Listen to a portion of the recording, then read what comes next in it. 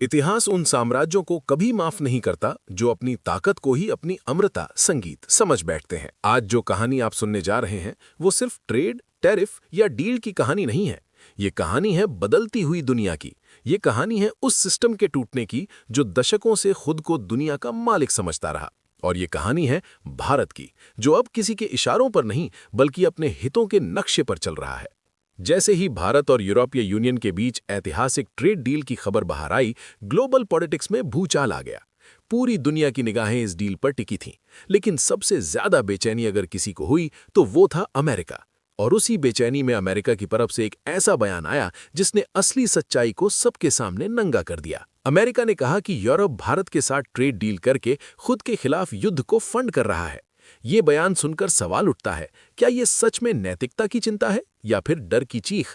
America चाहता था कि यूरोप भी वही करे जो उसने किया। भारत पर टैरिफ लगाओ, व्यापार रोको, दबाव बनाओ, भारत को मजबूर करो कि वो रूस से दूरी बनाए।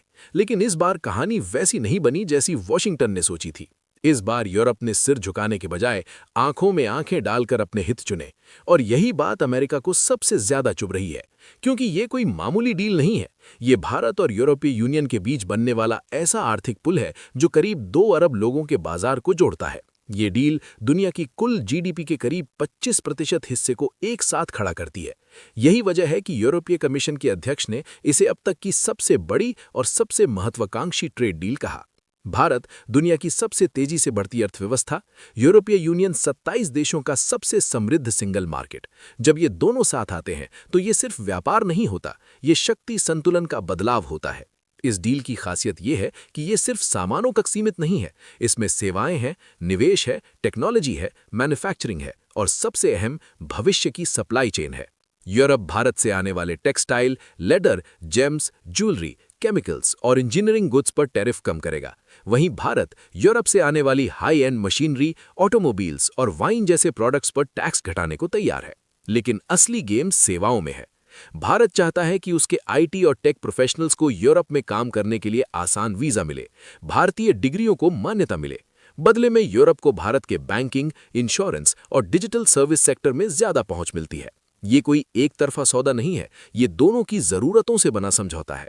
अब जरा उस हिस्से पर आइए जहां अमेरिका की परेशानी शुरू होती है। यूरोप की बड़ी बड़ी कंपनियां अब चीन पर पूरी तरह निर्भर नहीं रहना चाहती। कोविड, सप्लाई चेन क्राइसिस और जियोपॉलिटिक्स ने उन्हें सिखा दिया है कि एक देश पर निर्भरता कितनी खतरनाक हो सकती है। इसीलिए चाइना प्लस वन स्ट्रैटेजी में सबसे बड़ा नाम बनकर उभरता है भारत। भारत एक लोकतांत्रिक, स्थिर और भरोसेमंद देश है, जहां लॉन्ग टर्म इन्वेस्टमेंट सुरक्षित माना जाता है।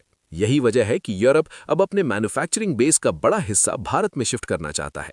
और यही वो जगह है जहां अमेरिका को झटका लगता है, क्योंकि अमेरिका की ताकत सिर्फ उसकी सेना नहीं थी, उसकी सबसे बड़ी ताकत थी आर्थिक नियंत्रण, टैरिफ, डॉलर के जरिए दबाव। लेकिन जब भारत जैसे देश के पास विकल्प आने लगते हैं तो ये कंट्रोल ढीला पड़ने लगता है। अमेरिका का आरोप है कि भारत रूस से सस्ता कच्चा तेल खरीदता है, उसे रिफाइन करता है और वही तेल यूरोप को बेचता है। इस प्रक्रिया में रूस को अप्रत्यक्ष रूप से फायदा होता है। अमेरिका कहता है कि इससे यूरोप अपनी ही सुरक्षा के लिए खतरा पैदा कर रहा है। लेकिन यहीं पर अमेरिका की दोहरी नीति पूरी दुनिया के सामने बेनकाब हो जाती है। अमेरिका आज भी रूस से न्यूक्लियर फ्यूल और यूरेनियम जैसी अहम चीजें खरीद रहा है। इन पर पूरी तरह प्रतिबंध नहीं है।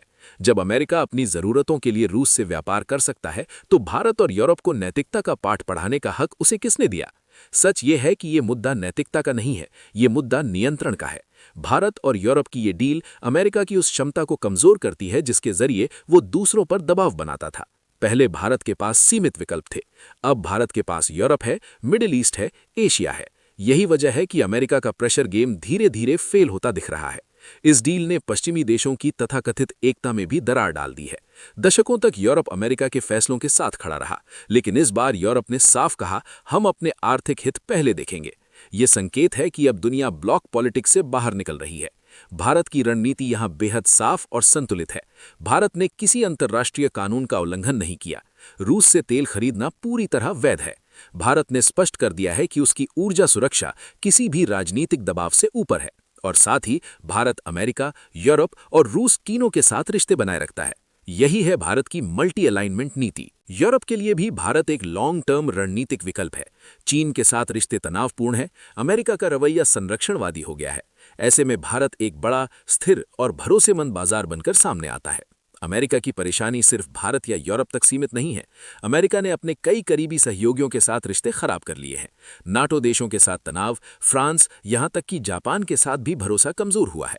जापान, जिसकी सुरक्षा की जिम्मेदारी अमेरिका ने ले रखी थी, अब खुद अपने डिफेंस इकोसिस्टम को मजबूत करने में जुट गया है, क्योंकि उसे भी अब अमेरिका की गारंटी पर पूरा भरोसा नहीं रहा। ट्रंप जिस तरह से बड़े देशों से उलझते रहे हैं, उसका नतीजा आज सामने है। फ्रांस, चीन, रूस, भारत, ये कोई ऐसे देश नहीं है जो दबाव में झुक जाएं। रूस यूक्रेन युद्ध को रोकने की तमाम कोशिशें नाकाम रहीं। ग्रीनलैंड के मुद्दे पर यूरोपीय यूनियन एकजुट होकर अमेरिका के सामने खड़ा हो गया, और अब अमेरिका को वहां भी अपने स्टैंड में बदलाव करना पड़ रहा है। ये सब अमेरिका की फॉरेन पॉलिसी की सबसे बड़ी विफलताओं में गिना जा रहा है। दुनिया अब डॉलर से दूरी बना रही है।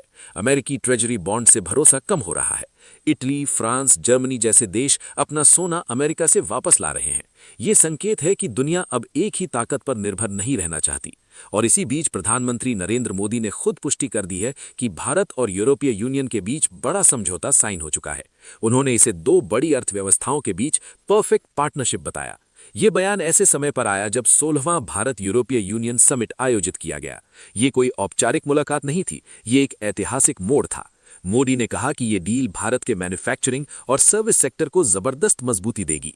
ये समझौता दुनिया के 1/3 व्यापार को कवर करता है, और यही वजह है कि अमेरिका बेचैन है, क्योंकि भारत अब उन देशों में शामिल हो चुका है जो नियम मानते हैं लेकिन दबाव नहीं।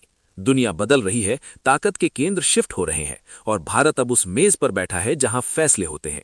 क्योंकि सच यही है, जो देश अपनी रीढ़ सीधी कर लेता है, उसे झुकाने के लिए दुनिया की कोई ताकत काफी नहीं होती। तो दोस्तों, फिलहाल के लिए इतना ही अपडेट था मेरे पास, जो कि मुझे आप लोगों तक पहुंचाना बेहद जरूरी लगा। तो चलिए फिर मिलते हैं नेक्स्ट वीडियो में एक और सच्चाई वाली असली खबर के साथ। और हाँ, आप हमारी वीडियो को एक लाइक और चैनल को सब्सक्राइब कर दें।